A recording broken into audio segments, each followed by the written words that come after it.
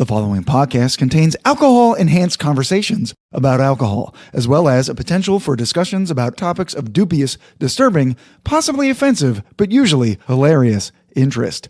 The opinions stated herein are solely of the persons making them, and any endorsement of these opinions by any other party is not implied. Foul language is likely, but intolerant viewpoints are not. Listener intoxication is advised.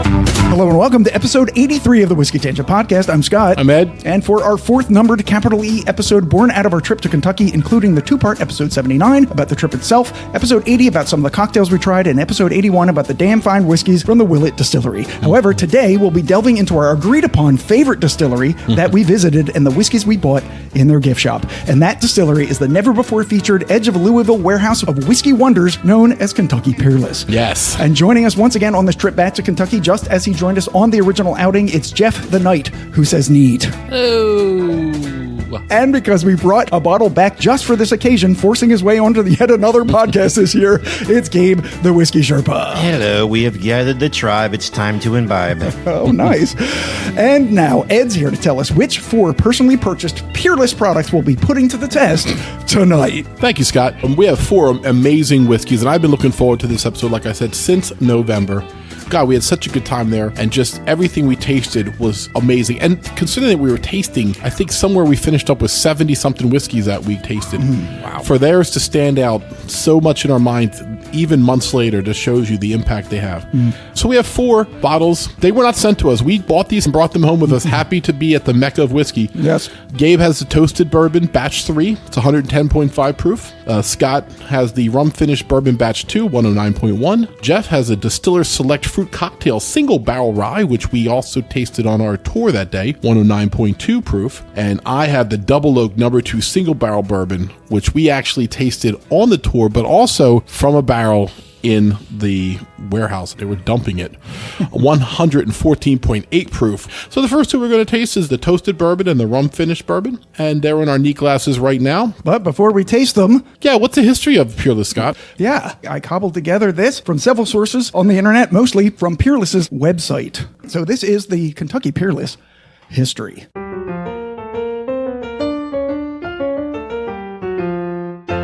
The story of Peerless whiskey begins in the summer of 1881, when business associates Elijah W. Worsham and Captain J.B. Johnston built the E.W. Worsham and Company distillery in Henderson, Kentucky. Operations began that same winter, producing up to 20 barrels a day, and the whiskey they made, they named Peerless. In 1887, Worsham assumed sole ownership of the distillery, subsequently eliciting the help of his two sons, Anthony, who would later become the postmaster and mayor of Henderson, and DeWitt, who was apparently not as successful. However, his middle name was Nit. No, Nit was his first name. All right. However, mismanagement led to the production decreasing to just 8 barrels a day, and their financial troubles grew. So when Elijah Worsham died in 1889, his sons ended up selling the distillery to 26-year-old entrepreneur Henry Craver. So who the heck is Henry Craver, and how does a 26-year-old have enough cash to buy a distillery? Well, in 1885, just 4 years earlier, Craver had moved to Henderson, immediately going to work for Abraham and Isaac Mann at their popular Mann Brothers department store. After impressing the brothers with his dedication, determination, and ambition, Craver convinced them to invest in his idea to open a saloon and tobacco house, which he did in 1888, and that's why he had enough capital to purchase the Worsham distillery. Interesting. And Craver wasted no time in making improvements to the business, including upgrading the equipment and building additional warehouses. During the first decade of the 1900s, Craver expanded distribution to Chicago and St. Louis, and in 1907 filed articles of incorporation in the state of Kentucky and and renamed the distillery the Kentucky Peerless Distilling Company. What year was that? 1907. Oh, wow. Okay. That's cool. By 1917, the distillery was running at peak production, making more than 23,000 barrels a year with 63,000 barrels in storage. However, with the advent of the First World War and the passing of the Lever, Food and Fuel Act, every distillery in America was ordered to cease production to aid in the conservation of cereal grains for the war effort. The act was repealed after the end of hostilities in May of 1919, but of course, looming on the horizon was, do I even need to say it? Dun, dun, dun. Yes, Prohibition. Which was enacted in 1920 and continued until 1933, during which time most of Peerless's whiskey stocks were disposed of. But about 6,000 barrels were moved to Owensboro, Kentucky, and made available for medicinal use. Some bullshit, by the way. I know. However, after Prohibition, Craver decided not to reopen his distillery, opting instead to invest in and serve as president of the First National Bank of Henderson, which opened its doors in 1923 and operated under the same name for 70 years. Unfortunately, Henry Craver himself didn't last quite as long, dying in 1938 from complications of injuries he sustained from a fall down a flight of stairs at the famous Palmer House Hotel in Chicago. And that's where the Peerless legacy might have ended. However, fast forward to 2014, when Henry Craver's great-grandson Corky Taylor and his son Carson began construction on a new distillery to revive their famous patriarch's famous whiskey-making tradition by renovating a 150-year-old warehouse at the western edge of Louisville's Whiskey Row, where me, Ed, and Jeff were, but not Gabe. Right. Additionally, they were able to obtain the original distillery's DSPKY 50 designation, and so it was on March 4th, 2015, for the first time in 98 years, Peerless whiskey was once again back in a barrel. And the first bottles arrived on liquor store shelves just 2 years later in April of 2017, almost exactly coinciding with the 100-year anniversary of the original distillery's demise. And today, having received numerous awards for their distillery, bottle designs, and of course the whiskey in the bottle, they produce a wide range of small batch, single barrel, and barrel finish expressions, 4 of which we are tasting tonight, which are made from select grains that are first milled, then cooked and fermented, after which the distillate is barreled and aged, ultimately proofed with Kentucky limestone water, and then bottled almost entirely under one roof. Yeah, so the bottles is a great point. How do you describe this? They're fat, right? They're like little barrels. Yeah, almost. like they look like little barrels, right? They even have like little rivets, almost glass rivets projecting around the outside at the top and at the bottom too. They're definitely unique when you see them on the shelves. Yeah, It looks they like stand up. a water cooler. Oh, like it's or like a 5-gallon, like the ones that you turn upside down into the yeah, like a little bit cooler than that, but absolutely, and a nice big fat cork on top. It's a great bottle. But that's not why we're excited by the bottle, though it's nice. It's what's in the bottle. Yeah. So I don't know what they were producing 100 years ago at Peerless, but this juice here is just elite. And I haven't even tried all the whiskeys here, but like the first stuff that got to Jersey was, I guess, their regular bourbon and rye. And it was a couple $dollars more, to try a brand new thing. So they're not cheap. But when you go there and you see the process, you really understand why. Each bottle is kind of like a little package of joy. It was one of the reasons why I think me, you, and Jeff all picked it as our favorite one because of that. It was very small batch process. It was very intimate. Yes. It was old school. We walked right through their facility. It wasn't like a marketing thing where they fed us through. Our guide was Alex, who was more than just a guide. That doesn't really describe his role there. Yeah. He's very knowledgeable with the process and the product.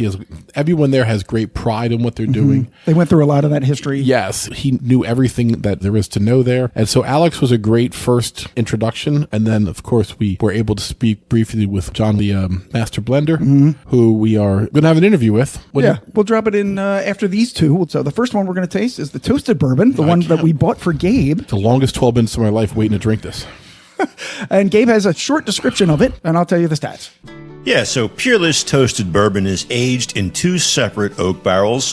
First in their standard char number 3 barrels, which takes 30 to 35 seconds to achieve the perfect flavor profile when the hemicellulose of the oak starts breaking down into wood sugars that then caramelize. After the whiskey has been fully aged, it's placed into a toasted barrel to finish. And the stats are very simple with these guys because they don't have age statements on their bottles and they don't release their mash bills.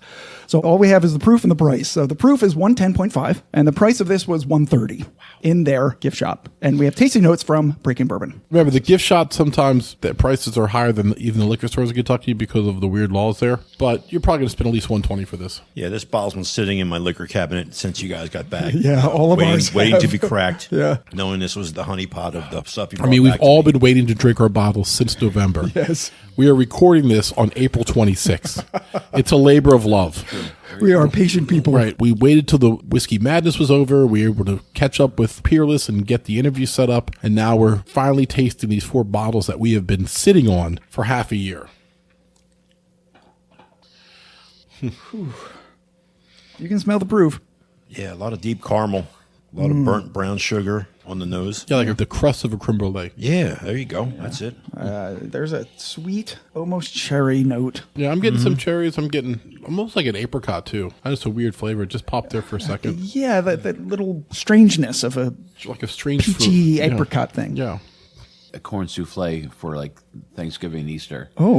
And like the edge. Yeah, like a charred corn pudding. Yes, exactly. Crisps up. That's what I'm getting. Oh, nice. Yeah, I can see that. Yeah, Butter. Oh, my Like, God. because that would even add a little bit of bittersweetness almost because of the char and the corn sugars burning there. yeah, I'm getting some sugar pops as well.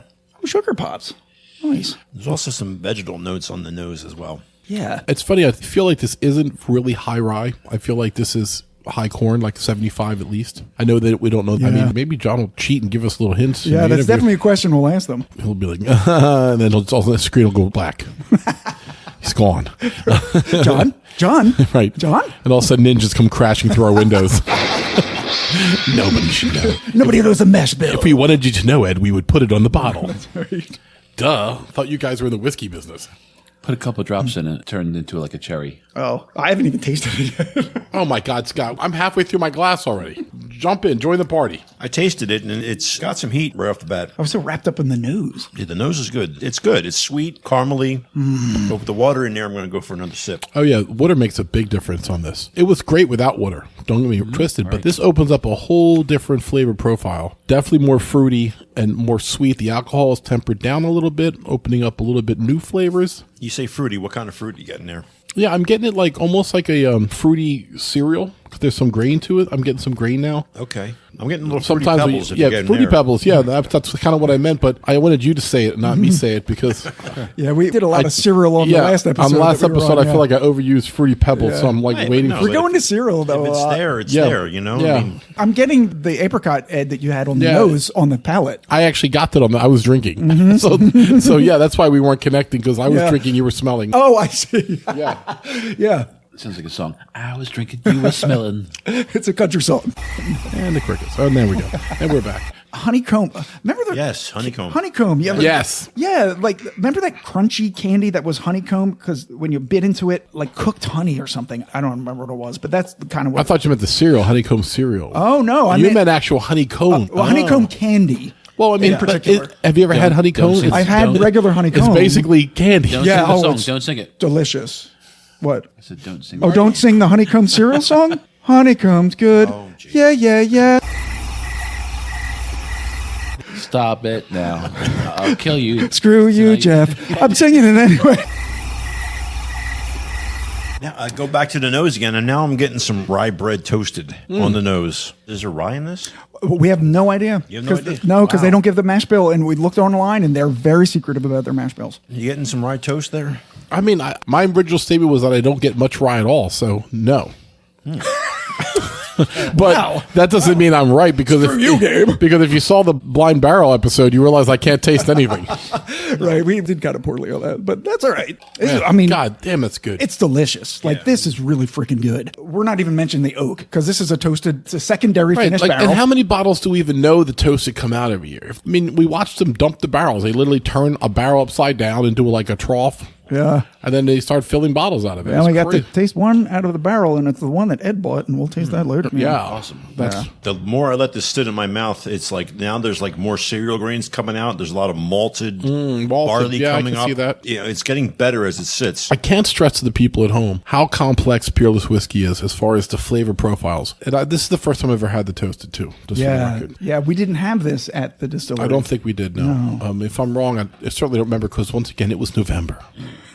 I don't remember an ounce of whiskey I drank in November, but I'm experiencing it now. Why is it so good, though? We were at Beam, we were at Yeah, Evan Williams. and we tasted a lot of good whiskey. This one stands out. It really does, and I don't know why it's so good. alchemy of their process. I don't and know. I'm hoping when we talk to John, he'll explain to us why they're so good. Right, because he's the blender and taster too. The master blender and I think the single barrel. We'll find out. We'll give him a chance to tell him all about himself. Yeah. And it's got a great little Kentucky hug. It's just lingering. It's Yeah. building slowly back. But my God, I drank it and it's warm, but it was 110.5 proof. Right, it hits all the good things that you want out of a double-barreled bourbon. Right, and I'm sorry, Scott, to interrupt, but we're actually doing it wrong, right? Like, we're drinking this fast and quick, and this is not made for that. No. It's made to either drink this slowly in a neat glass or throw it on a globe and let it take the journey because it's got enough fortitude to survive. Yeah, we can slower roll a little bit. I mean, No, but I'm just saying, like, no, you're right, because to Gabe's comment, he actually said, it's like, now that I'm taking a second sip and approaching it a little slower, Right. a lot more stuff is coming out. And I can't wait to take my bottle home and finally drink it on a globe and see all the different flavor profiles that come through that journey. oh yeah, it'll definitely evolve. Through a time on that globe. I mean, there's so much sweetness here, but it's not too sweet. There's so much No, oak, no, but there's yeah. not too much oak. There's herbaceousness. There's every characteristic that you want, but it's just perfectly in the pocket. Even their basic bourbon and ryes were better than everyone else's basic bourbon and ryes. Right. They might have been $85, but the point is, it's because they're making each bottle with love, you know? And they've only been doing this for 8 years. It's unbelievable. Wow. Yeah. Yeah, that's surprising. We saw the big bins of all their grains coming in, their rye and their corn. You know, we should have counted how many bins of corn, how many bins of rye. Maybe we could have figured out the mash bill that way.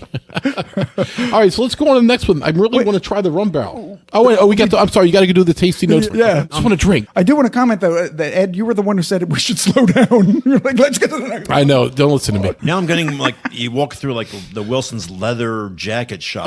Oh. A lot of leather on the Nice. nose. Gabe, it could be the leather corset you're wearing that you're smelling. Could be. It's a little tight. The bridle. Yeah, well, let me tighten The it. bridle that Scott smacked on you. All right. All right, so the tasting notes we have are from Breaking Bourbon. Great. On the nose, brown sugar, caramel, light nougat, faint vanilla, honey graham cracker, Nice. and charred oak. On the palate, rye spice, tannic oak leather, baking spices, peppercorn, honey, and burnt caramel. Finish, dry oak leather, more burnt caramel, and cinnamon spice. Yeah, we hit most of We those. crushed that one. If really only good. we did that well on the blind barrel one that we released. I know. Stayed in school. All right, so now we're going to go on to the rum barrel. Yep. Finished. Oh, this is going to be exciting. The rum finished bourbon, batch number 2, and this is the bottle that I picked up, and I have a description from their website.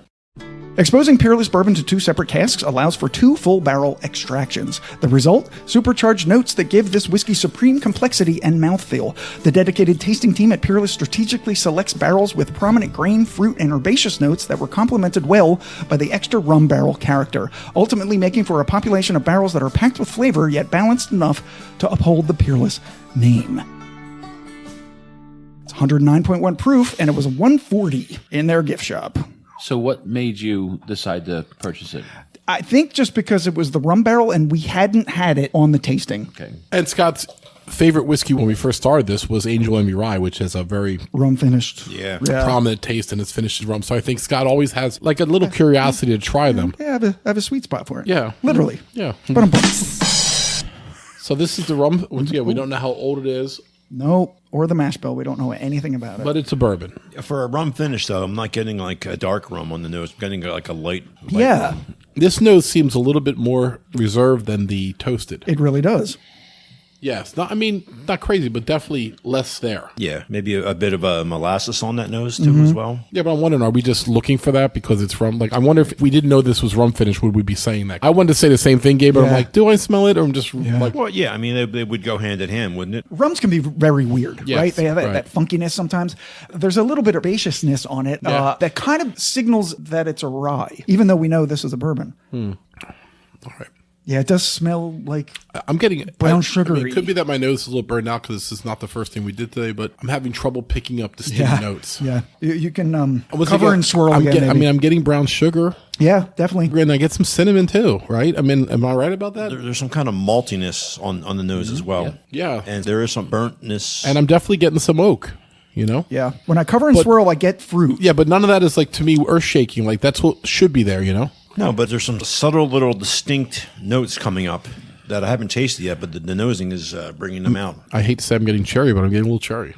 When I was in New Orleans, we had a breakfast that had bruleed bananas. I was just going to say that. I was going to say the top of a creme brulee. Yeah, but with like a banana note on it too. And the bananas were sliced in half lengthwise and then bruleed in like sugar. And they were amazing. And a little bit of that is on this nose, at least. Also known as Bananas Foster. Oh, that's right. Whoever said cherry, I'm not a big cherry note guy, but I can definitely taste it here. Yeah. It's got some Robitussin cough syrup in a good way. You know, as kids, we would stay home from school and take the bottle back to our bedroom. Come and take your medicine. More, Mom, more. Medicinal sounds bad, but it isn't always bad. It isn't always, no. I didn't mean it as a bad thing. Especially if it's just a touch of it. To me, 5 drops of water helps this a lot. Though It's delicious. It's delicious right out of the bottle, but I'm just saying. Wow, that's really good, though. Man, this the rum is finish. good. Sometimes rum finished bourbons can be a little too sweet. Or- And this, or Not this one, though. not this one. No. Yeah. It tastes like, that awful rock sugar on a stick? Oh, yeah, the rock candy. rock candy, yeah. And if you just like Oh, swirl yeah, you it- swirl it in your coffee. Right, it but, has that- But it's not awful. You like it here. Yes. Okay. Because you said that awful rock candy. Yeah, and I like it. I like it. Oh, my gosh. This is. I don't Wow, know, the which water makes it sweet. Yes. It does, yeah. The water on the nose now with a couple drops. I'm getting an ear of corn, and you wrap it in foil and put it on the barbecue. I know it's a little Oh, I love it. that charred, sweet corniness, kind of like when we start talking. Yeah. Right. If anybody has one, go back to one and tell me which one's better. I don't know. I can't decide. Oh, that's interesting. Yeah, putting the water on it does make it sweeter. I kind of like it a little less with the water on it because I like the immediate, more herbaceous and earthy tones, but it's delicious either way. Yeah, I mean, creates 2 different versions of the same whiskey. Yeah, I think it diluted it, but not too much. But Well, it did I change mean, the flavor. It just depends on how much water you put in. Like, if you Yeah. just put 3 or 4 drops in, it's not going to dilute it. I like two bitter. You like 2 better. Going back to 1, I'm smelling maple syrup now. Oh, wow. Yeah. So what's funny Yeah. is I first tasted 2 and I thought I liked 1 better. But now, after I've been drinking the rum finished, I went back to the toasted. I'm like, I'm not sure. I kind of think I might do I know. Oh, Wow. They're both so good. These are They're awesome. both so good. they're so good. All right, while we're deciding which one we like better, the tasting notes are theirs. On the nose, saltwater taffy, sweet florals, pears, toasted coconut, and plum. Interesting. I mean, we got none of that, but Swung and miss on that one. Yeah, on the palate, pineapple upside down cake, cinnamon bread, and cherry reduction. On the finish, pina colada, burnt sorghum, blueberries, and a kiss of sweet mint. okay. I can see the mint. I can definitely see the mint now. And we did get cherry. I could see the pineapple upside down cake. Crusty bottom. It sounds crazy because you were saying the Bruleed bananas. Yeah. Yeah. And They it, were it's- so it close. sounds like that's way different. Yeah. If you had a plate of each in front of you, they're way different. But if you're tasting nose of a whiskey, the difference between a crusty creme banana and the crusty bottom of a pineapple upside down Right, cake, yeah. it's like the same kind of notes Right. of It's sweetness close. and burnt sugar and right, stuff that like char, that. that crunchy char. It's there. It's surely there. So, wow, these two man. were amazing. So Wow. let's take a break. Yeah. We need to clean glasses We'll and reset. eat some food, I think. Yeah. Because these two are high potent, and we drank 4 ounces of it in like, however long we've been talking. So, Yeah, half an hour. yeah. So, yeah, I don't think there has to be a winner here. I think we're the winners. No, yeah. Good point. I'm winning. Good point. I'm winning. One last thing on the rum finish. I know. No, rum- we're out of time, Gabe. Anyway, so tune in. Orchestra, play them off. Go ahead, Gabe. It's a Sorry. very subtle rum. It's not a dark rum. It's not. prevalent. It's there, but it's not like blowing my mind out. It's good. I mean, Yeah, I don't think this is like a dark rum, like No. a black stripe. I think I just said that. So I'm agreeing with you, Gabe. For like the Like first a- time in a year, I'm agreeing with you. Well, we can still argue about it, can't we? Oh, yeah, sure. Okay, well, good. So it's not like a black strap molasses rum, It's And we don't know how long they finished it in the rum barrel, right? So Angels Envy Rye, we know they finished it for about 18 months, which is a long time, and there's definitely rum character Right. on that. This, you're right, Gabe, maybe it's only 6 months, and that's why it's more subtle. I don't know. Gun to my head, I'm going the rum finished, and I didn't think when I started that would be. I think me too. It's And very I close. guarantee another day the toasted would be my favorite. It's so good. Like as I said, we're the winners. All right. Well, we're going to take a break, and we'll be back with the Double Oak No. 2 Single Barrel Bourbon and the Fruit Cocktail Single Barrel Rye. Be right back.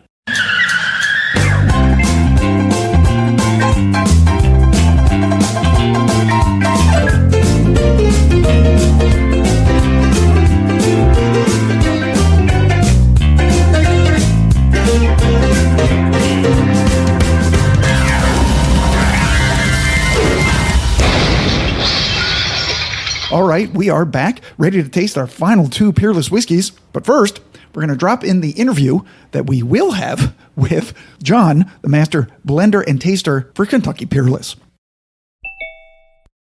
Hey, John. How's it going, man? Pretty good. I'm Scott. You were chatting with Ed via email earlier. Oh, yes, sir. Yes, sir. How you doing, man? Did you have a good weekend? I did. We actually recorded your episode this weekend. All right. Nice. We had the toasted bourbon, the rum finished bourbon, the double oak number 2 that we got in your gift shop, and the fruit cocktail rye, which was available. We were there in November. Okay, so you got some good barrels, man. That toasted is unbelievable good. Like, I love our toasted. But I tell you what, that fruit cocktail was fantastic as well. Yeah, like it was hard to choose. Now, where are you located out of?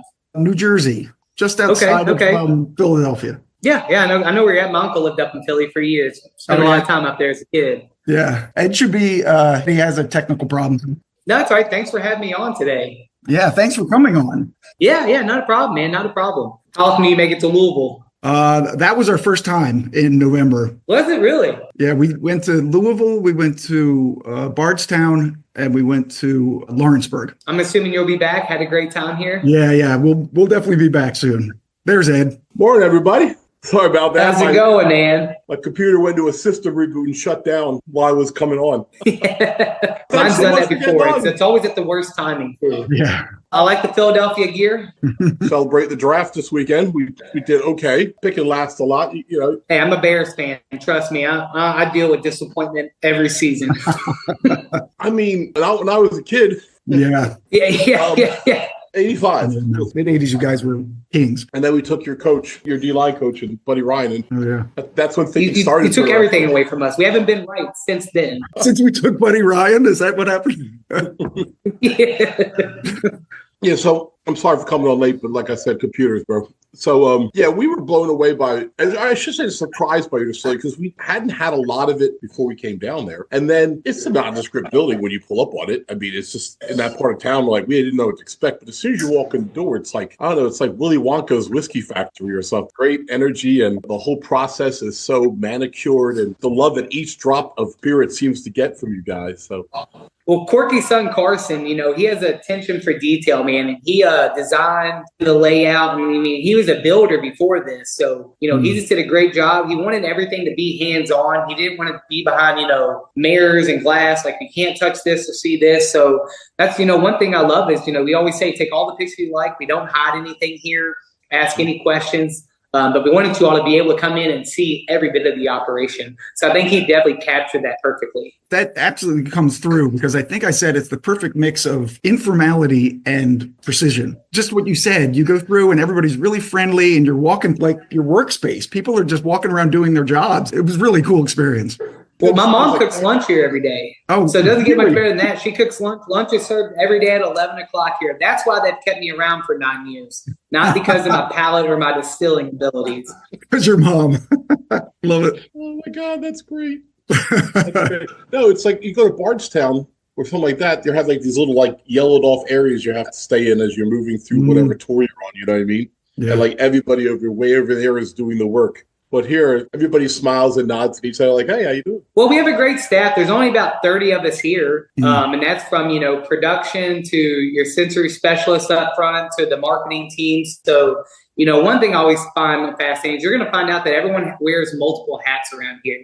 There's not a person that won't go scrub a toilet or mop a floor that's not out doing marketing work or running the still and things like that. And I think that's one of the secrets to our success here is just, we all work together. There's no one above anybody or any job there either. Yeah, awesome. All right. So, well, first of all, you want to tell a little bit about what you do there, like your main role? Yeah. So my name is John Wadle. I'm the head taster, single barrel curator, and one of our distillers here at Kentucky Peerless. So in a nutshell, I have the coolest job, I think. I really do. I get to taste all these beautiful barrels when they're done aging and help decide a home for them, whether that be in the barrel program, whether they go towards our batching, or they just need to sit back and age a little bit longer. And we also have our double oaking process that we do. So I spend a great deal of my time going through the inventory, tasting barrels, selecting single barrels. So yeah, they literally pay me to drink whiskey and hang out with people like you all. It's one of the best jobs ever. Luckily, I told my mom, I said, all that drinking in college paid off. I wasn't for no use at all. because now I work for a great family here at the distillery. I have a follow-up question. So what's the proof of your base bourbon and base rye? So we'll actually come up for still around 130, 131 proof. We make 10 to 12 barrels a day, roughly about 2,700 barrels a year. And we'll proof everything down to 107 proof. And that's what we go into our barrel. So that's the only time our product ever touches water. So think of it more as an ingredient rather than a dilution in this process. So we do everything at barrel strength. We don't chill filter. We don't charcoal filter. We have anywhere from 107. We had one come out the other day, 128.9 proof. So from batch to batch, from barrel to barrel, we're going to have all different types of proofs out there.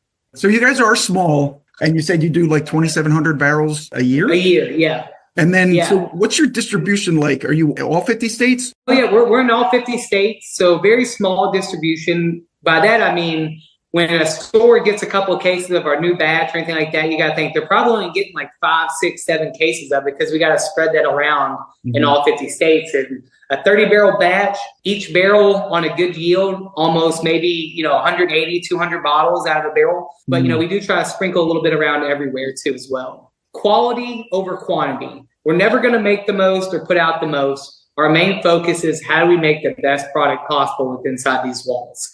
We use a strictly sweet mash compared to sour mashing. We don't run 24 hours. We don't do production on the weekends. Everything is barrel strength. We don't chill filter. We don't charcoal filter. We run through a simple paper filter. No water added. We've never sourced anything either.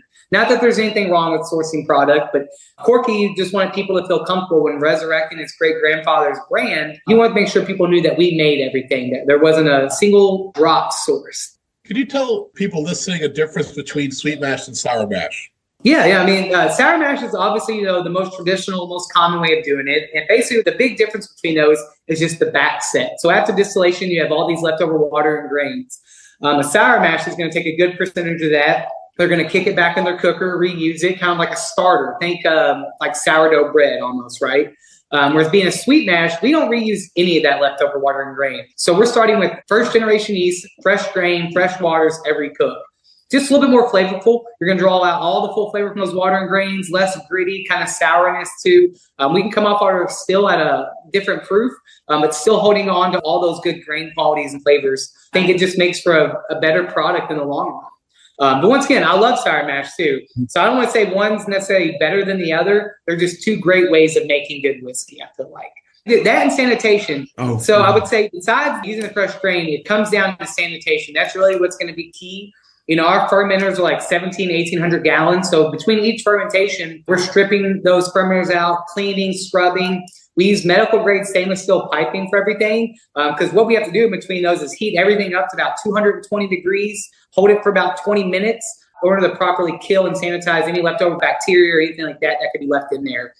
Which is also why everything we do is 100% kosher. Besides some of our finishes that we do, we had the rabbi come in. He does a blessing. Likes having a couple pours while he's here, just checks on everything. And that's in honor of Corky's great-grandfather, Henry Craver, who was Polish with Jewish descent. So he wanted to honor him by having, our products kosher as well. Yeah, I used to brew beer, home brew, and sanitation was key because if you didn't, it would come out absolutely. Oh, yeah. Too, it's got that little funky smell, little taste. We're like, all right, something went wrong here. Something went wrong, yeah, exactly. A lot of us that worked here in the very beginning, we all home brewed together. I was in the craft beer before whiskey, really. I did a lot of craft beer collections and everything. That's what kind of brought me into bourbon. Yeah, we were too. And then whiskey just took over. You just drink less liquid.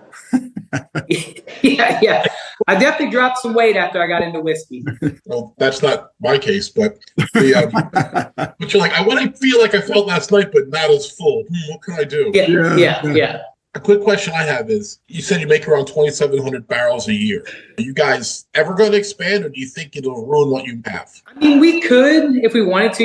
It's set up here where we could double our fermenters, run 24 hours. But one thing Corky big on is friends, family, making sure you have a life outside of work. And like he said, I love this quote. He says, like, I already eat a steak for dinner.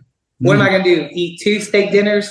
Like, I'm fine where I'm at. He's like, I'm happy. We're making money. We're making good products. I don't think he has any expectations of making anything bigger because once again, just because bigger means, more problems come along with that. Whereas we can do everything right here in-house under one roof and make great products. So maybe make a couple more barrels a year to be it. But as far as like growing or building another facility, I doubt that's in our future, just because we like how things are. If it ain't broke, don't fix it. Yeah. I think that's wonderful. And I tell you, that's the number one thing we picked up from your distillery. Besides what we believe is the high quality whiskey that you guys make, is everybody just seemed to like each other so much. Like everyone was like really happy to see us. Like, oh, hey, how you doing? Thanks for stopping by. You know, you got a real vibe, not like, oh, great, a tour group. I'm trying to get work here. But everybody was just like, yes, cool. I'm glad you're trying our whiskey today. I wish I was you, you know, first time on the tour, you know. So it was like, it's really infectious when you get in there. We always say we just need to get people in the doors here. Once they come down here and, you know, see the magic and see what we're doing, to just meet the staff and hang out. I think it speaks volumes to the culture that Corky and Carson wanted to create here and the atmosphere they wanted to create here, right? So, you know, hats off to them. I wouldn't be here if it wasn't for the Taylor family, you know, giving me a chance 9 years ago to come on board. Like as you said, we all get along. We want to kill each other some days, but for the most part, we all get along together. And we like to have fun. You know, if I have to be here 8 hours out of my day, 5 days a week, I want to have a good time while I'm doing it. And that's what we do. We have a good time here. For sure. We visited 13 distilleries in 5 days. And I think you were the first one on our second day. And then when we regrouped after the trip to do a podcast about our whole trip, the three of us who went, our friend Jeff and me and Ed, we all agreed that yours was our favorite, like almost simultaneously. We were almost surprised because, I mean, we were at Beam for the supper club dinner, and then we were at Wild Turkey on a really great tour. I mean, we had really good experience, but at the end, I think it's Peerless. And we all were like, oh my God, I'm almost afraid to say it because that was so early in the trip and they're not giant. But yeah, man, you guys, all three of us. So that's something for, you know, a feather in your cap. Well, thank you all. Thank you. Like I said, we appreciate that. A question I had was when I was doing the research of the whiskeys, you don't reveal your ages or your mash bills. And I was just curious about why. Well, the mash bill, that's Corky's doing. I promise you our mash bill is nothing crazy. He just absolutely loves the fact that people want to know that. One day he may reveal it. I always tell people, if you ever meet Corky, let that be the first question you ask him. What's your mash bill? But I will say, if you take a tour here, you're probably going to pass by it at some point. You just didn't even realize it. And the reason we don't do age statements and things like that is a lot of people get caught up in proofs, age statements, tasting notes, and things like that.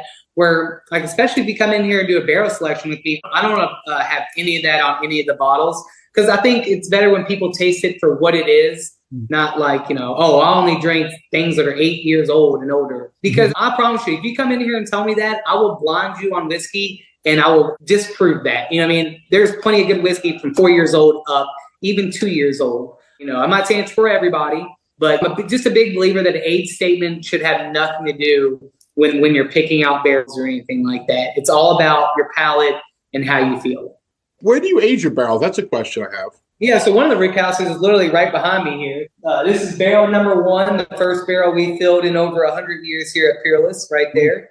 Just had a birthday back in March. So we have one rick house right here. We can keep about 1,600 barrels in there. We don't temperature control. We only go 5 to 6 high up in the rick, so we don't have multi-stories of rick housing. And then we have another rick house out in Henry County that holds about 5,500, so more than double the size here. And then we've rented out other rick housing throughout the years too. But we bought like 30 plus acres out in Henry County, so we'll probably build another 1 or 2 rick houses out there as well. You do a lot of secondary barreling, rum finished cognac and toasted barrels and absinthe barrel, which I tried to get when I was there and you were like, we don't have that anymore. Are you going to expand that? Yeah, the absinthe barrel we're working on, we may have some absinthe barrels available later this year. I'm working on trying to secure a couple more for some fun little projects we have coming up. All right. So we do some finishing. The cognac, that was a one-time thing only. So we won't do that one again. So if you find that one, it's one of my favorite finishes. It's got that funky, kind of a great note to it that I really love. The rum, that's kind of Carson's baby. He's a big rum drinker.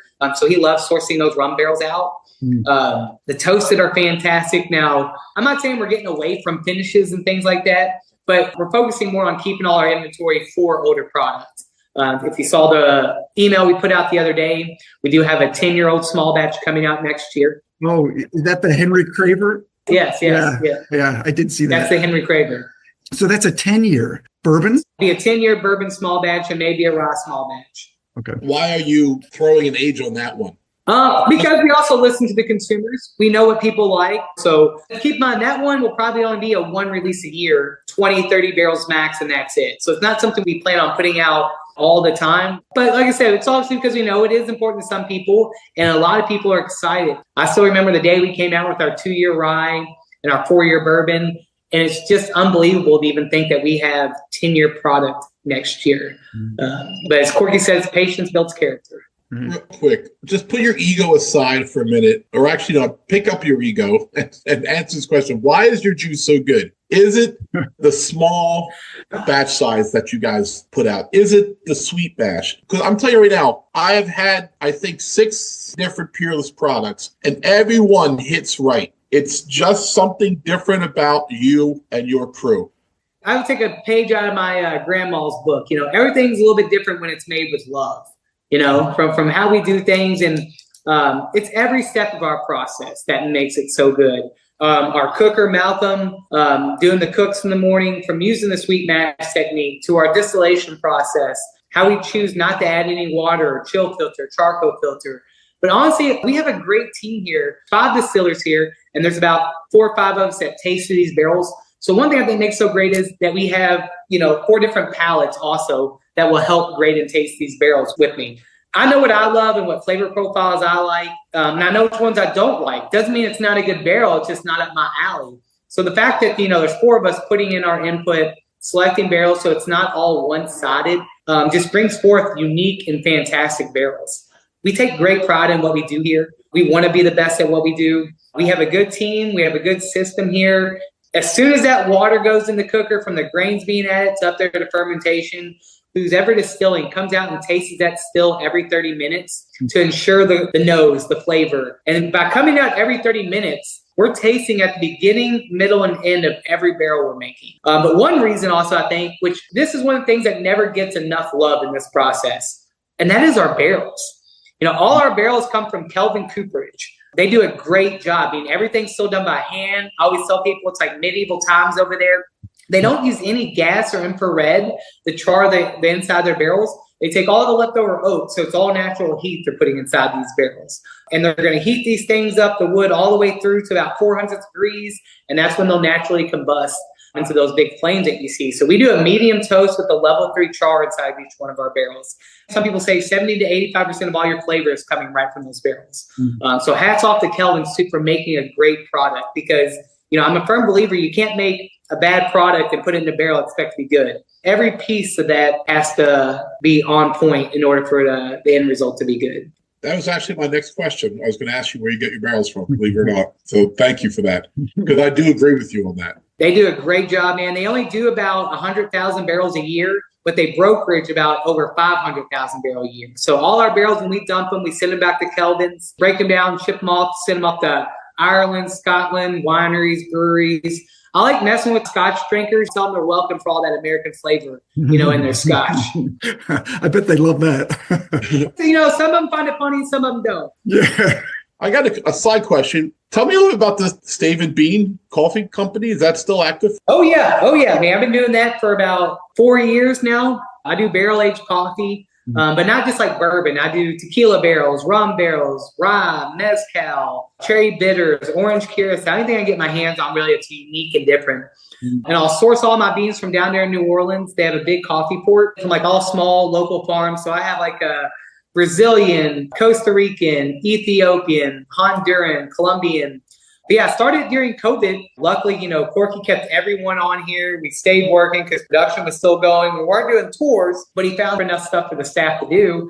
I had a lot of good friends that lost their jobs, didn't know what they were going to do. And it just made me think God, what if I was ever put in that position? Would it be nice to have my own company as well? And this speaks volumes of Corky, right? So I go to Corky, the owner here at Peerless, and I'm like, I want to start a company. His only reply back was, well, how can I help you? And I was just like, man. So I age all my coffee in the rick houses here. And then we'll bring them down. I work with quills to roast everything, develop my flavor profiles that I want. So now I do coffee for Peerless. I do all the coffee for Buffalo Trace, Neely Family Distillery, Bourbon Pursuit, Buzzard Roost, French Lick in Indiana, bars, restaurants here locally. I have a mobile trailer as well. I started it just to have a few extra bucks in my pocket, and it just got bigger than I could ever imagine in the best way possible. So it's a great little side hustle that intertwines with bourbon community too. Is there any online business for that? Can it be bought outside the area, or you have to be in Kentucky? Oh, yeah. So we have a website, free, you can order anything. And this is what I always tell people, even with like all the tariffs and everything going on, my prices have almost tripled in what it cost me to get coffee 4 years ago. And I've yet to raise a single dollar on my coffee. I want to be like that Arizona tea guy that never raises cans from 99 cents. If y'all have ever seen that in the gas station, I want to be that guy, or the Costco hot dog. So what's the name of the coffee company again? It's called Stave, like barrel stave and bean. So staveandbean.com. We make a really good cold brew. We got some whole beans. It's against my will, but we had so many people ask for them. We just started doing K-Cups as well. Yeah, ounce for ounce, I think I definitely drink way more coffee than I do whiskey. So I'm going to give it a try. I'll make sure I send y'all like a QR code or something for our website. Get something off there. We got an old-fashioned blend. It's a Sumatra bean that I do in a cherry bitters barrel, and I blend it with a bourbon Brazilian, and I call it an old-fashioned. Awesome. Nice. Anybody else you want to give a shout out to? You mentioned Christina, who helped put this. Yeah, Christina Pasalo, God love her. She's great. She worked here for a couple years, left to go do an internship at Buffalo Trace, and then came back. And she definitely keeps everyone motivated and going around here. But just hats off to the staff here. Like I said, it's our sensory specialists up front that do the tour and your tasting, to the people in the back. We're all just happy to be here, man. We're all just thankful to have a good job and to do something we love doing every day. Hats off to my mom for keeping them all fed and happy, which makes my job easier. Any last things you want to say? Man, just one of the biggest things I ever took away is you come for the bourbon, but you stay for the community here within the bourbon industry. Sure. There's not a lot I can tell you about the bottles, what I paid for, things like that. But if you come over to my house and we go downstairs, I can tell you who I opened up those bottles with, who I had a pour with. Not necessarily, what the bottle is, just the people that I shared that with. And I think that's what people need to realize more, that it's just about the conversations, the people you're around, the relationships you build, all over just a glass of whiskey. And it just doesn't matter what your beliefs are, what religion you are. You just know you like drinking the brown liquid. It's a very human hobby. Yeah, exactly. Nothing wrong with a gin and tonic, but it doesn't have the same, Americana. It doesn't. It doesn't have the same feeling as a dram or just some bourbon that you're going to sit there, have a cigar, talk about your life problems or whatever's on your mind that day. Right. It's why the second word in our name is tangent, because we drink whiskey and we have conversations and we go off on tangents that are not always related to whiskey. In fact, the episode that we did for your distillery has two of our oldest friends on there that Scott's known for over 40 years. And I've known for over 30 years. So these are four guys that have been watching the Eagles for 3.5 decades together, that had started drinking beer, found whiskey together, and had this whole journey. So I'll tell you right now, between you and I, we tried to behave ourselves on your episode, okay? Because we really can go at each other on episodes. You know what I mean? And we're like, every time we took a break, I'm like, dude, we're trying to have a good episode. We're trying not to be inappropriate. We want them to share this. Be real, be yourselves, man. Yeah. But you know how it is with your old friend. We've been there through it all with each other, and you're 100% right. This podcast has brought us all closer together and given us a reason to hang out and have these tangents that we do in life. Especially during COVID. Like you mentioned, COVID, that was a big impetus for a lot of things because you were home doing nothing, and the project with your coffee. And we started it just before COVID, but it became our social life to have people over safely as we could. Yeah, we would be across the room from each other. Yeah. But we also believe that whiskey killed all germs. So it's it's okay. If you take a sip of whiskey every 15 minutes, you're going to be okay.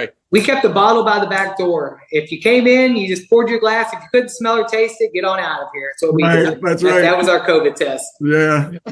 Hey, John, thanks so much. I'm glad we got you on here. Yeah. Maybe we'll do a short with you down the road tasting some of your coffees. We'll get you on again. Oh, yeah. Please, man. I'll send y'all. We'll do a big cupping session. It'll be nice. Ooh, cupping session sounds fun. But see, that's the inappropriate. Welcome to our podcast. Ooh, cupping, yeah. Hey, hell yeah. Thanks so much for your time today. I'm glad we made this happen. And once again, we really enjoyed our time with you guys, both in Kentucky and the other night drinking your fine expressions. And right now. And right now, yes, enjoying you now. Well, I'll make sure if I'm up that way, I'll hit you all up, and y'all better give me a call next time you're down here. Absolutely will. Well, thank you. Thanks, John. All right, thanks, Cheers, John. gentlemen. Y'all have a good one. You too. I mean, What a great guy. seriously, easy to talk to, really fun. You know, you're there for like a few minutes and you feel like you're part of the family. They're very open and engaging. Yeah. So I want to thank John for coming on. And now, thanks, John. even better than John, no offense to John, is we get to try 2 more of the Peerless expressions. Right. And the first one we're going to taste is the Double Oak No. 2 Single Barrel Bourbon that we actually tasted right from the barrel on the tour. And Ed bought Right. it. And Ed has Yes. the description from their site. Correct. Kentucky Peerless Double Oak Bourbon is a twice-aged bourbon that was inspired by an accident, necessitating Kentucky Peerless to transfer the bourbon in a leaky barrel to another barrel in order to salvage it. Double Oak is distilled and aged by Kentucky Peerless from a sweet mash made in small batches and bottled at barrel proof without chill filtration. As a result, the proof will vary from batch to batch. Once released only as single barrels, the results inspired Kentucky Peerless to make it an ongoing product. However, this Double Oak No. 2 we're about to taste was a distillery-only selection. It was 114.8 proof. Hottest of the night? And it was $130 at the gift shop. And I have their tasting notes, which are very brief, just from the order sheet that they had, and breaking bourbons of the widely available Double Oak, but not this particular No. 2. The first nose is very traditional bourbon. Corn, vanilla, maybe caramel. Not as oaky as you'd think it would be. It's quite floral. Can a nose be warm? Yeah, Sure can. Sure can. Yeah, I could see that. Although now I am getting some char, like fruit and sugar all over it. Yeah, there's a cooked smell in here. Yeah. Like a cooked, not quite peanut brittle, but The more you stay on the nose, you can definitely smell the char. it's got a mesquite about it. Yeah, you could definitely smell a little notes of the double barreled, the char that's going Yes. on. Yeah. And just for the record, all of their liquid is dark. This one is This one is the darkest This is of like all. a root beer. Yeah, it looks I like mean, root beer. it looks Oh like my root God, beer. yes. It is maybe the darkest whiskey I've ever had in a glass. I'm about 3 feet away from that bottle. I can't see through it. can't see No, through it, no. seriously. Not. You can't. cannot see through it. Nope. The root beer was spot on right there. Right, because there's a sweetness there they can't quite identify, but it's very earthy, an earthy sweetness. So root beer kind of fits into that. Man, the nose is very complex. It's all over the place for me. Right. I'm getting different flavors. I'm getting some fruit now. I'm getting some brown sugar. I'm getting some cinnamon. I'm going to taste it. I'm going to taste it. First taste got a little bit of salinity to it. Yeah. Yeah. You're tasting salt. Yeah. With maybe some caramel. Thank you for that. I need to splash more, as I sometimes do, because I want to put a little water in it. There's also a little bit of, Not yet, though. on the nose, a bit of a bacon-y thing going on. Oh, like savory. Yes. Yes. Yes. You getting Meaty, that? fatty, salty. Slim Jim. Why are you type looking at quality. me? I didn't, but now I am. Isn't that one of your pronouns? My pronouns are LBSKG. Pounds and kilograms? Exactly. Ed prefers using the metric system. Oh, no. Definitely peppery. A little bit of water opens up some sweetness. And once again, it may not be blowing your mind on the first sip, but it give it a couple seconds, it comes back on you, and it's got some really deep, intense flavor. It lingers really This good. is a dense whiskey, man. If you put a spoon in my glass, it would just stand straight up. Like it's just, it's like mercurial. It's thick. Ooh, there's this a is a thick whiskey. I am Is it a Fisky? a thisky. Dude, the trails that I'm getting on the glass are like, they're like layers. Yeah, you're right. It's got legs for days. It's like someone shellacked it in my glass. I am so quiet on this because I am blown away about how many flavors are in this thing that I can't even parse them out because they're all coming so fast. It's like a machine gun of flavors on your palate. Try. I'm going to tell you. I will try. I don't think you should put water in it. I don't think it helped it. It's perfect from the barrel where we tasted it, the barrel dumping that experienced. It didn't hurt it, of course, but it didn't open up any different flavors. It just kind of muted the whole thing. I saw you put water in too, right, Jeff? Did you get that? It didn't change it. Yeah, it just gave me like a little muted version of what I was just drinking. So now I'm going to have to put more whiskey in it to bring it back up to proof. like you do. The brown sugar, caramel, cinnamon. Hot cinnamon. Yeah, hot cinnamon. Yeah, the oak, the mesquite thing that you were tasting before. Yeah, I'm getting some little bit of fruits on the edges of it. Like, I don't know, maybe like a cherry or a quince paste. I'm not really sure. Excellent word, Ed. We're just kidding, everybody. It was- Quince. Quince came up as a tasty note, so we just been making fun of it today. It's a little harsh. What, the quince paste comment or the whiskey? No, the whiskey. Well, it's A little hot? Yeah, it's 115. Are you saying it as a bad thing, or do you think it's the lingering of heat is too much? It's not too much, but it's more than the other stuff we've had tonight. Yeah, Yeah. yeah. Oh, yeah. I mean, It's definitely more intense it's than intense with either of It's the ones a, we a had. bigger hug. That's a nice way to put it. but I just proofed it down. And honestly, for me, who's someone who prefers to be around 105, 107, Yeah. I proofed it back up. This thing is perfect for me at 114. And it's weird for Jeff, who is someone who likes usually higher proof stuff than me. He's the night who says neat. Yeah, it's a rare time that we don't completely follow our path. It does have great flavor, though. It's awesome. Tiny bit of orange sort of like rounds out the end of it. The thing that I can't quite grab onto, the closest thing that can say that it's orange, but it's not really. Well, it's not citrusy orange. It's orange flavor. Whether that's an orange candy or however you want to word it. Maybe it's like orange blossom. Like, now because you're- there's a little there's floral florality there. in Yeah, there. And maybe that's kind of where I'm going because right. One of many don't know. notes, though. I mean, yeah, one of a thousand. Right, you can notes. take a sip again and won't be there. Something else will I be there. know. It's I'm getting this weird thing now where I tasted it and I'm getting just a touch of like a super pretzel with the maltiness. Oh. The salt brushed off, but still a little bit on the taste. You're from the Philly area. Just say soft pretzel. Let them figure out what it is. Hey, you figure it out. Hey. It may sound like a random note, but I mean, there's so much complexity in these bottles. You know when you're down at the stadium, right? And they got all the vendors there, right? They got all the pretzels out. And when he's got to take a piss, And he doesn't wash his hands, right? and then he sells you a pretzel. This is a little urine. Yeah, you're in it. Yeah. Fly equals fly. Yeah, I wasn't even going to go there. I was talking about when they would go to the stadium and they'd have the shopping cart on its Yes. side. Yeah. And they'd have like charcoals in the cart, and then on top the pretzels would be laying on some street cart out in the street. Right. And they got t-shirts. Yep. And I'd still be like, I'll take two. We have to really should cut all that because we referenced urine for no reason. The pretzels taste like urine. Right. That was our joke. Like you're in trouble. Wow. The whiskey doesn't taste like urine. Well, Just to be clear. I'm doing so good behaving ourselves. It's fine. And then we went to a urine joke. Well, we have the magic of editing that my friend Scott over here can take care of. Yeah, that's right. I think I'll leave that in. It's fine. I'll All leave right, that in. so- That's what she said. Wow. And so we got any last thoughts on that one? It's a winner for me. I'm glad I bought it. Again, I wish I could take it home, put it on a globe. Yeah. But I don't know, maybe I won't don't- like it because I like it more in its raw form. Exactly. So I'm about to drop in water when you guys explicitly told me not to. Yeah, I'm going to do it well, anyway. you kind of have to experience it. Yeah. It does change it up a little bit. I think it brings out a little more floral notes to it. They maybe like it. I just didn't care for it. I only put like 2 drops in. Like, Right. so I didn't put a lot. It's a little sweeter. The oakiness is kind of subdued. Yeah, I you mean- get a little bit more cinnamon, maybe baking spices on it. I put 5 drops in, so maybe I put too many. But with Right. 115, I thought it would handle it. Exactly. And maybe I should have just put 2 in. And You're that's a good tasting note because if you want to proof it down lower, Yeah. don't do it with this one. Just a couple small drops is all you need. Yep. If you need it at all. I'm going to have to disagree a little bit. I think, And that's all the time we have.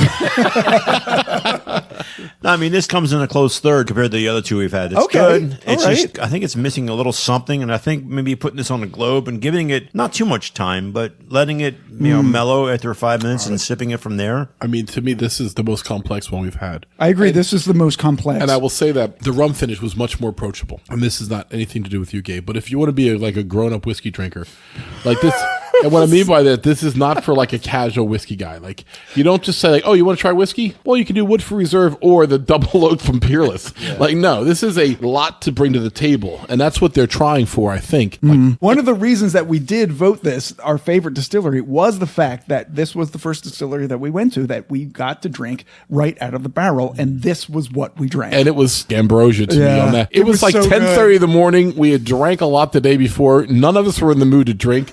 And then this hit us, and we were like, oh my God, like, this is why we came here. Yeah, it's like, why is this the best thing I've ever I tasted? know. Something about being from the barrel. I don't know. Yeah, Maybe it's, that did make it special. I felt with like the it. char in the bottom of the plastic cup they gave us. Little black flecks floating around in it. Yeah, it's awesome. I think also our expectations they weren't low, but we had like no expectations whatsoever. No, we didn't. When we got there was like this big weird parking lot across the street. Yeah, Right. We debated whether I should pay on the street or go park in the parking lot, and I chose with Jeff's because it's Jeff's car. I said, "Let's just park here. I'll pay for the meter." And then we walked down, and as we're going in on the front door, it's like, "Don't park in the lot across the street. That is not our lot. You will get towed." Yes. We all laughed like, "Okay, we made the right decision," or else he would have had to run across the street and move our car.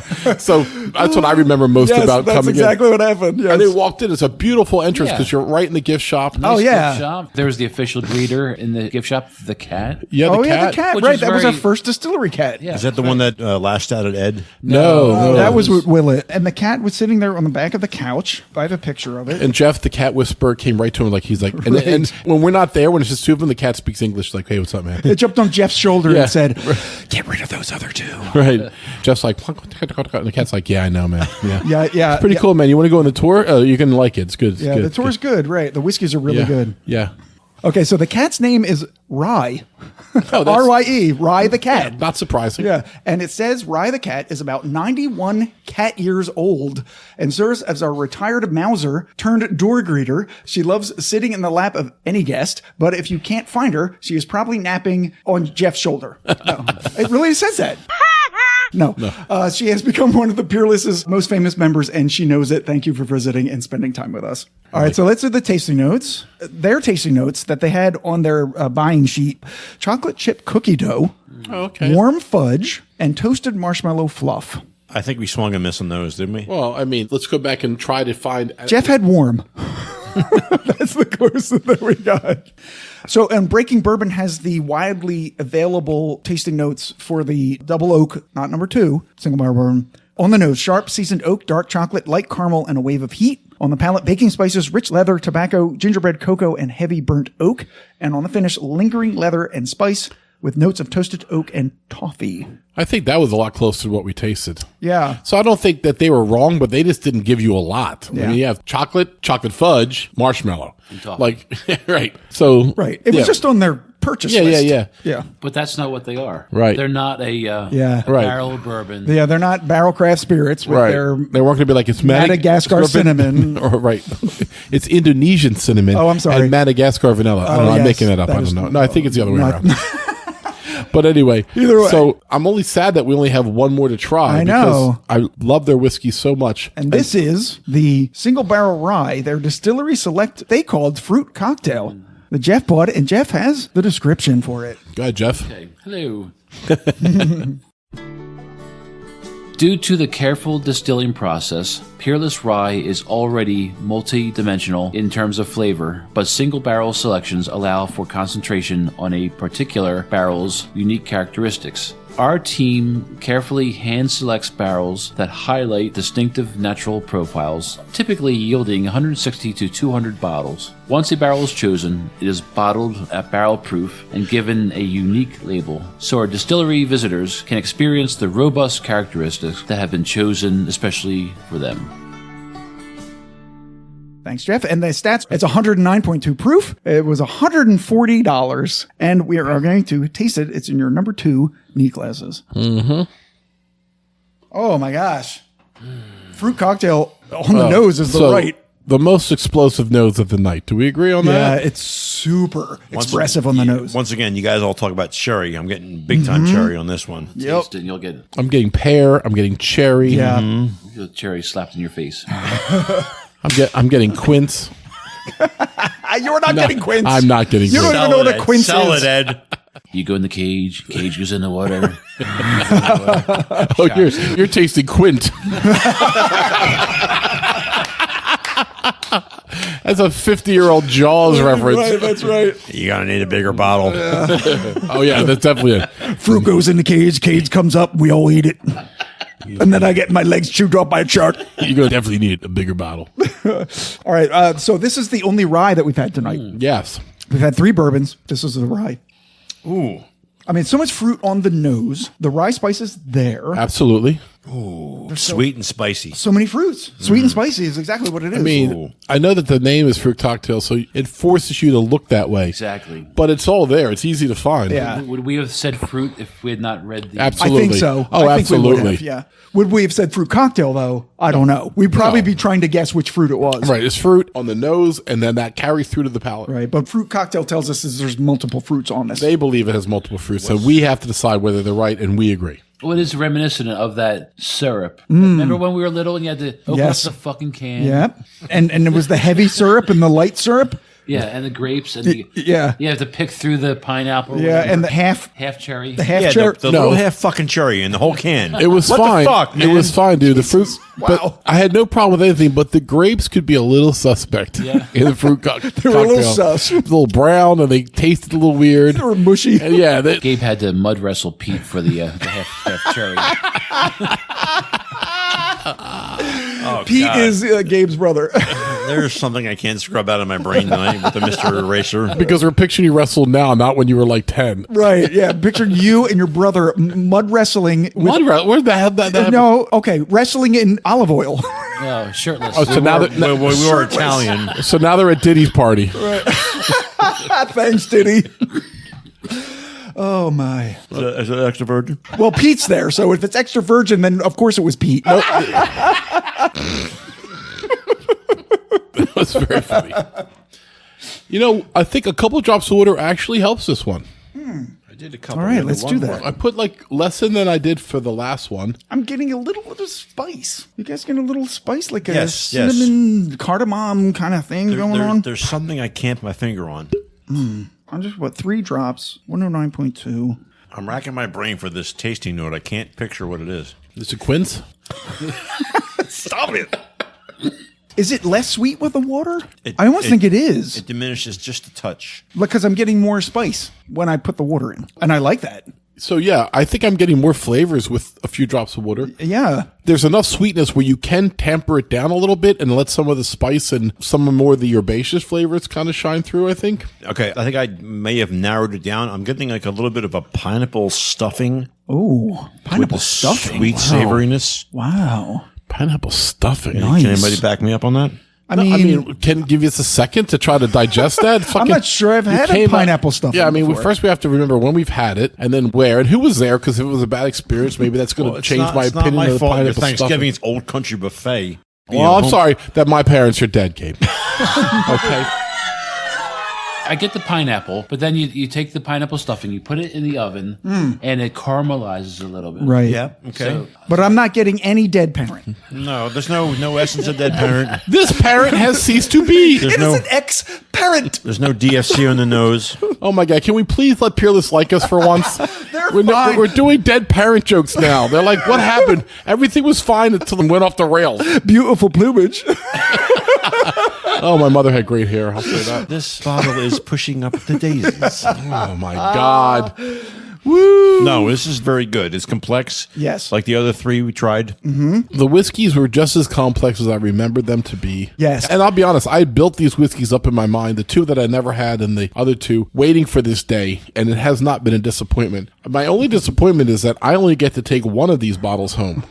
And if I had 3 chloroform rags available, I would put you all to sleep and just abscond with the bottles, you know? After he's chloroform. Exactly. Peerless, I'm about to do a Class B felony just to take your bottles home. Just so you know, this is how much Well, we just love for the you. record, can you please send some more bottles to New Jersey? Because Oh, yeah. we get a lot of your regular bourbon and regular rye, which are both great, but we would love some of the uptick stuff that you guys put out. I know you don't have that many bottles, I know, but we're really good whiskey people in New Jersey. You would be surprised. Yeah, so that's a good segue into talking about other Peerless whiskeys that they Yes. have.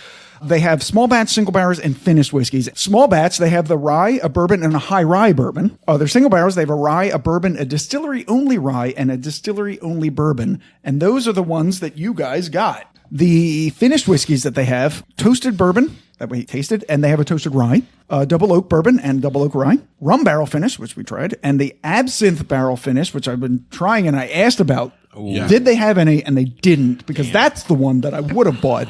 I might have bought the rum and the absinthe bourbon, and they have a cognac finished bourbon. Well, you forget, Scott, that we asked John about that, so maybe we'll get an answer on that. Well, I asked at the distillery. I can't remember who I asked. I think it was Alex. Right, And but he in was the like, interview, yeah. we brought it up in the interview at the end, if you remember. If I remember forward to what we were going to record, and then Exactly.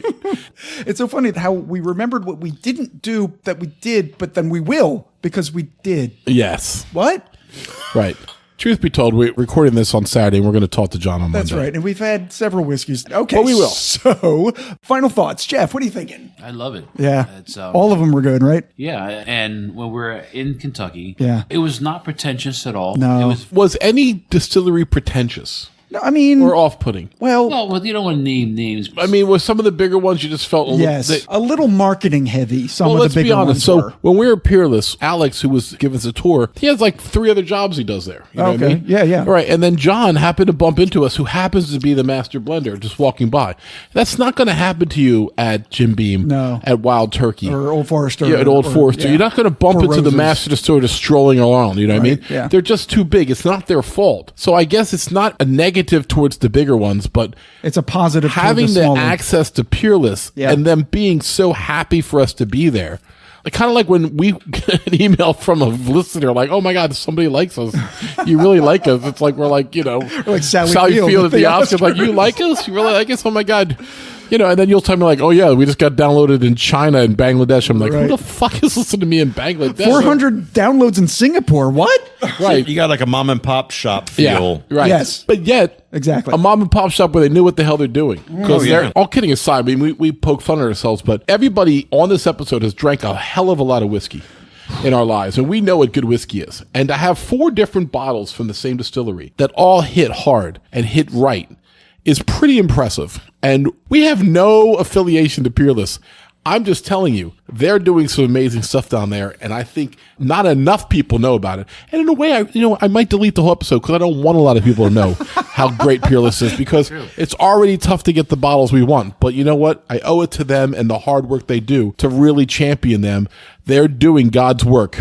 Yeah, Gabe, what are you thinking? I mean, everything here, I mean, like I said, right off the bat, you may not have gotten like the best like first impression, but every sip brings a new subtle flavor to your mouth. And each bottle of the 4 we tried, you could tell they really love their craft, and they really put an effort into wanting to put forth Yeah, good so stuff. I feel like they're so complex that they're almost confusing at first. You taste it and you're like, okay, this is kind of basic. And then you're like, wait a minute. No, it's not basic. I just don't really understand what I'm tasting yet. Let it breathe for a second. Let's go back to it. And then you start tasting different things. Then you put some water in it, and then you're tasting even new things. Yeah, I was going to say, it's amazing that basically, like, as soon as I took the sip of most of these, the density of the taste was right there. Yeah. Like, I have this experience with many of the Bookers. Bookers is 124 proof a lot of times. Yeah. It's a very dense layered whiskey, and I get the same feeling when I drink a Peerless. It's like there's a wall of flavor that I have to get through. It's like there's an initial palate, then a middle palate, and then an end palate, and then the finish. Right. There's an evolution there. Yeah, so that's what I get from Peerless.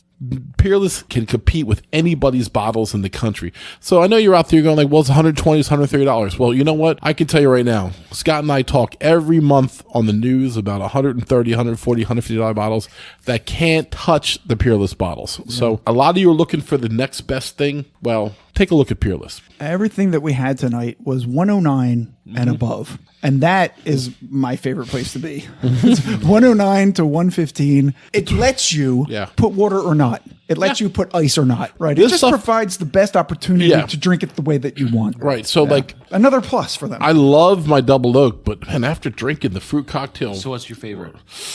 I think yours. But I'm really happy with mine because I haven't had a chance to experiment with mine. You're supposed to dance with it. Yeah, dance with it a bit. I said love it. You could do what you want with yours. Slide your tongue in its ear. But, I'm going to take a little splash of mine, a little splash of yours.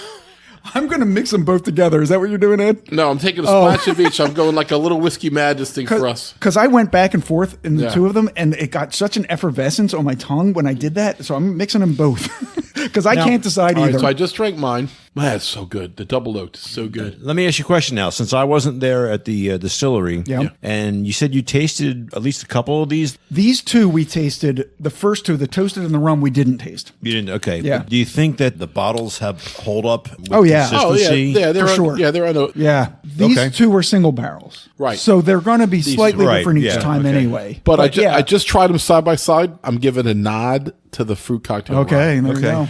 Yeah, I like the rye because I gravitate toward ryes. And Yeah, it but this has- is not a traditional rye. It's not, but that's why I really like it because it has the fruitiness Yeah. that some ryes don't have. But if you got a couple dollars to rub together, get Yeah. both of them and mix them together because that's delicious. Oh my God, Scott. I'm out of control.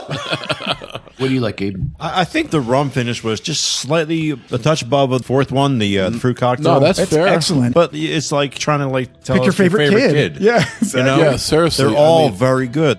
All right, so that's it. Yeah, so I want to thank Peerless for all they do, and they're the best kept secret in Kentucky, but probably not for long. Because after And- this episode comes out, Right. watch out. Whatever. right, I mean, right after our hundreds of fans start storming you, You're going to be invaded by Singaporeans. yeah, that's right. That's right. You're going to be huge in Singapore.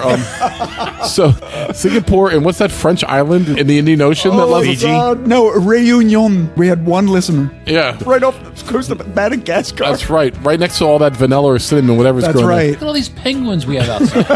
What the hell? So the people at Peerless, we love you. We thank you for what you do. It's craft bourbons like yours that make being fans of whiskey like we are fun. Yes. And we hope to do something with you again. And, Yeah. and glad that Jeff and Gabe were able to join us. So Yeah. Thanks, so, guys. So for the Whiskey Tangent podcast, I'm Ed. I'm Scott. I am Gabe. And I'm Jeff. Cheers, everybody. Later.